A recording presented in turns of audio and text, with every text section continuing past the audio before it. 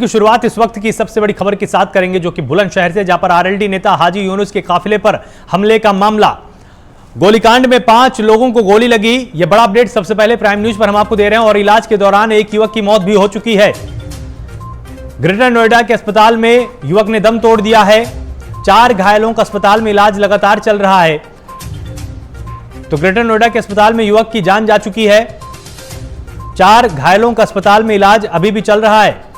और मामले में आईजी प्रवीण कुमार का बयान भी सामने आया है। पारिवारिक रंजिश के चलते गोलीकांड को अंजाम दिया गया, यह बयान आईजी ने दिया है। और बुलंदशहर गोलीकांड अपडेट में बुलंदशहर के कोतवाली देहात इलाके के गांव भई का यह पूरा मामला है।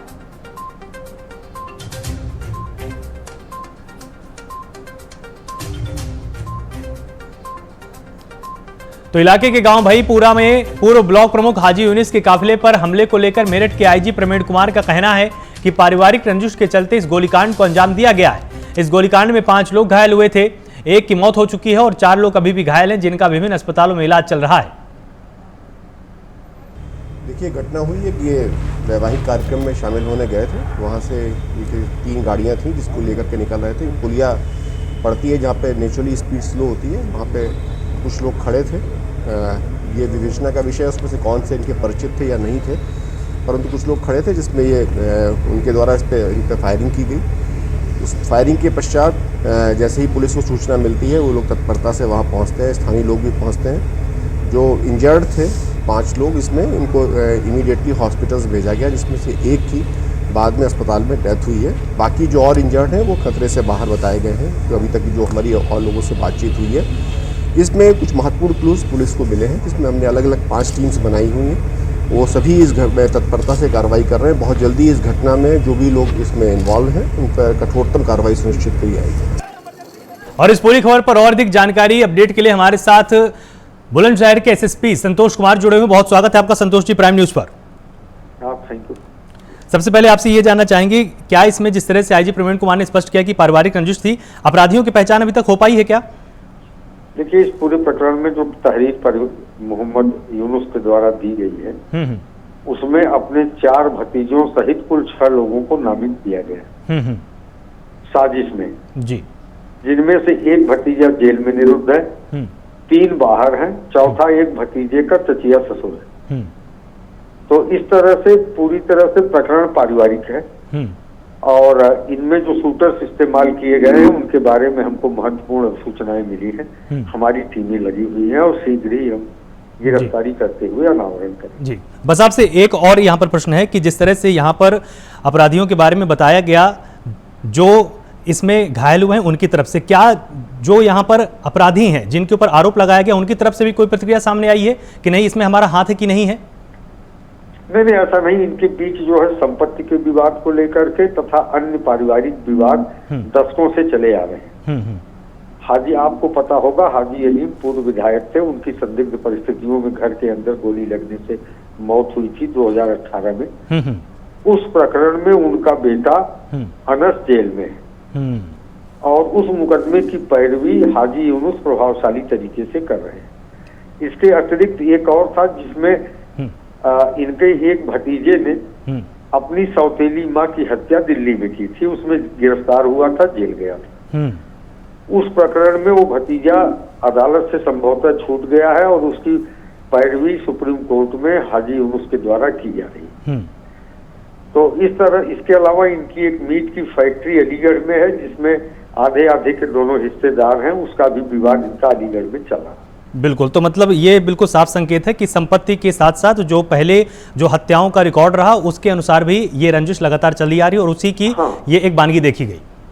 जी जी, बहुत बहुत शुक्रिया संतोष जी प्राइम न्यूज से बात करने के लिए और पूरी तरह से स्पष्ट करने के लिए कि इस घटना में तत्काल में क्या हुआ और इसका जो इतिहास रहा है उसके चलते इसका कितना प्रभाव इस पूरी घटना पर देखा जा सकता है।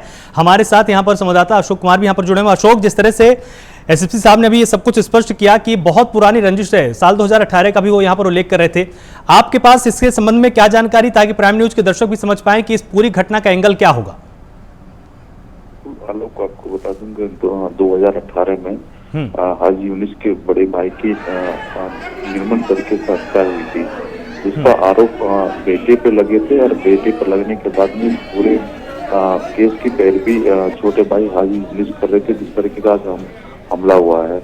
हमले में करीबन 3 से 4 शूटर बताए जा रहे हैं। 5 लोग इस हमले में घायल हुए हैं। एक की इलाज के दौरान मृत्यु हुई है।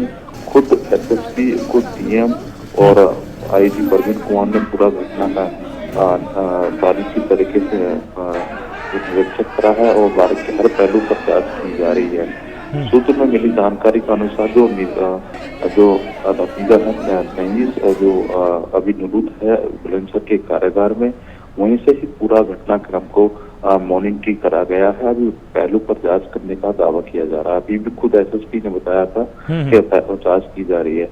सर पारिवारिक ही मामला बताया जा रहा, संपत्ति विवाद बताई जा रही है, जिसके चलते 5 से 6 लोग इसमें एफआईआर में दर्ज की गई है।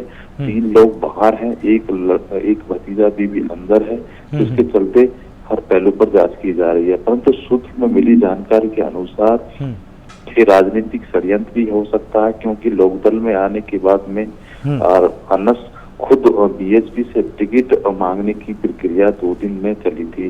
अब देखना होगा कि हर पहलू पर जांच करने के लिए बुलंदशहर के एसएसपी की तरफ से दावा किया जा रहा, परंतु जिस तरह की गोलीबार हुआ बुलंदशहर में 60 से 70 राउंड फायरिंग हो रहा है बुलंदशहर में, इस तरह के जिन धारे सूत्रों ने एक पूर्व ब्लॉक प्रमुख के वर्तमान ब्लॉक प्रमुख पति पर हमला होना कहीं न कहीं कानून व्यवस्था पर सवाल और निशान जरूर खड़े होते हैं। जी बिल्कुल। तो मतलब अशोक, आपका ये भी यहाँ पर कहना है कि राजनीतिक रंजिश के चलते भी इस पूरी घटना को अंजाम दिया जा सकता है। हाँ, जो पारिवारिक रंजिश का इतिहास रहा है वो एक तरफ है, लेकिन इसमें कहीं न कहीं राजनीति और आने वाले चुनाव को देखकर भी इसमें षड्यंत्र रचा गया है। इस एंगल से भी जांच होनी चाहिए।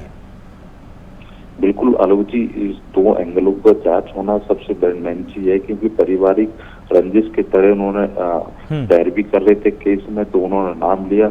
अब देखना है कि लोकदल में आने के बाद अचानक से यह हमला होना, खुद सुरक्षा भी मांग रहे थे। एक बयान उनका खुद आया है हाजी यूनुस का कि मैं पुलिस प्रशासन से सुरक्षा मांग रहा था। इसके चलते मुझे आशंका की जा रही थी कि वो खुद कह रहे हैं कि मैं मकान के बगल में निकल कर जाता हूं तो तभी फायरिंग होती है। वो एसएसपी की तरफ से बयान आता है कि वो बम्बे से निकल के गाड़ी जा रही थी, शूटरों ने हमला किया। बयानों में भी दोनों तरफ मैच नहीं कर रहे हैं। हर पहलू पर जांच करना सबसे जल्द होगा, कि प्राइम न्यूज के दर्शक देख सकते हैं कि पूरी तरीके से ग्राउंड जीरो पर हम पहुंचे, पड़ताल करी। कई बार हमने हाजी यूनुस से बात करने की कोशिश करी गई, परंतु ऑन कैमरा पर वो नाम लेते नहीं पा रहे हैं। पुलिस को एफआईआर लॉन्च करा दी है, परंतु मीडिया के सामने अनिस का नाम नहीं लिया है उन्होंने। बहुत बहुत शुक्रिया हमारे साथ जुड़ने के लिए अशोक, और विस्तार से जानकारी प्राइम न्यूज के दर्शकों को देने के लिए। तो बहुत पुराना इतिहास रंजिश का रहा है, जिस तरह से एसएसपी संतोष कुमार ने भी यहाँ पर स्पष्ट किया, और हमारे संवाददाता ने बताया कि इसमें राजनीतिक रंजिश भी कहीं ना कहीं हो सकती है, उसकी भी जांच पुलिस अब कर रही है। अब आइए आपको एक बार फिर से सुनाते हैं कि आईजी मेरठ प्रवीण कुमार ने क्या कुछ इस पूरी घटना के बाद कहा है।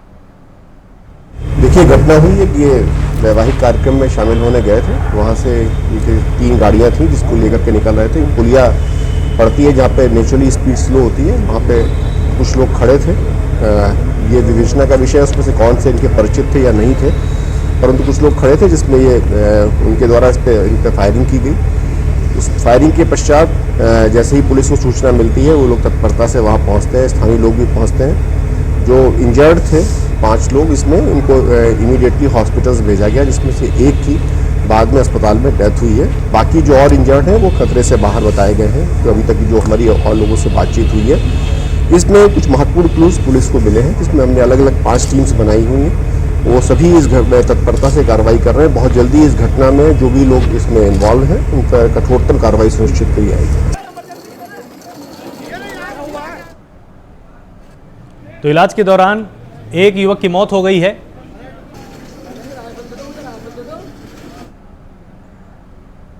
अब आइए आपको एक